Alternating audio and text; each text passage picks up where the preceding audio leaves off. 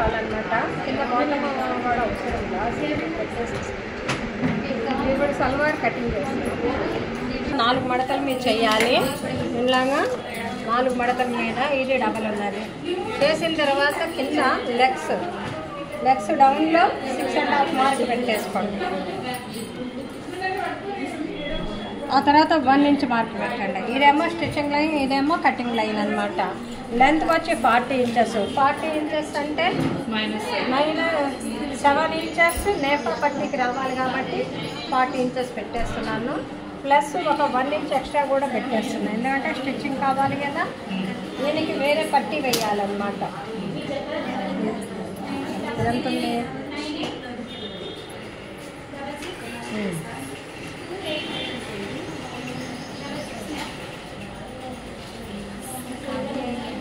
ఇలాగ స్ట్రైట్గా లూజ్ కావాలి పాటియాలలాగా, అందుకని లూజ్ ఉంచేస్తున్నాను.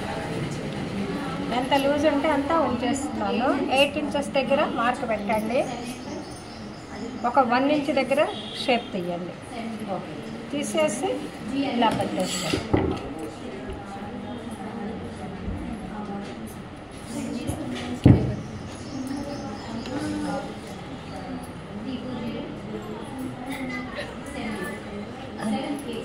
ఇదనమాట మెజర్మెంట్. దీన్ని కట్ చేసిన తర్వాత మనకి నేఫా పట్టి ఇక్కడ వస్తుంది, కింద బాటమ్ ఇక్కడ వస్తుంది అనమాట. పాకెట్ ఎవరికో చూపించాను, ఒకళ్ళకి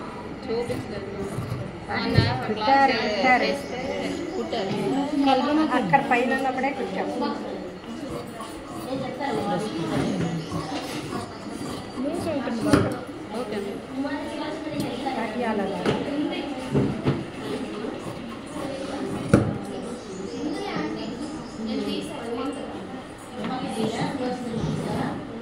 ఇది కింద ఫోల్డింగ్ పెట్టేసుకో. కాళ్ళకి పట్టి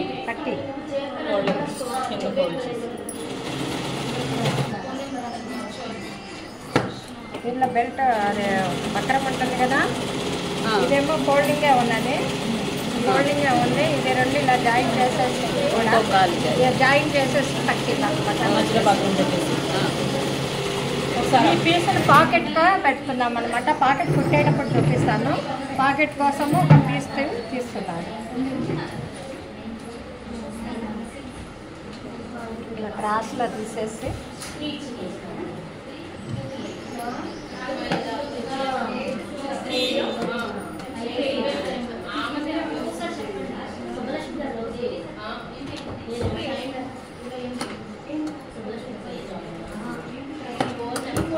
కుట్టేటప్పుడు మీకు స్టిచ్చింగ్ చూపిస్తాను, ఓకేనా. ఇప్పుడు నేఫా పట్టి 44 ప్లస్ 6 మేడం 50 అంటే 12.5. సీటుకి 12 అంగుళాలు. సీటు ఎంత ఉంటుందో దానికి 6 ఇంచెస్ ప్లస్ చేయాలన్నమాట. సీటు వచ్చి 40 ఇంచెస్ ఉన్నది, ప్లస్ 6 ఇంచెస్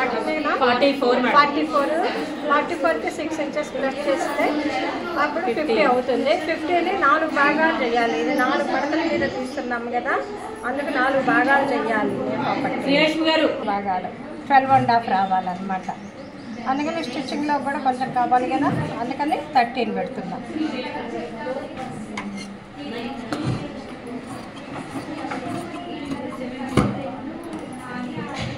లెంత్ 9 ఇంచెస్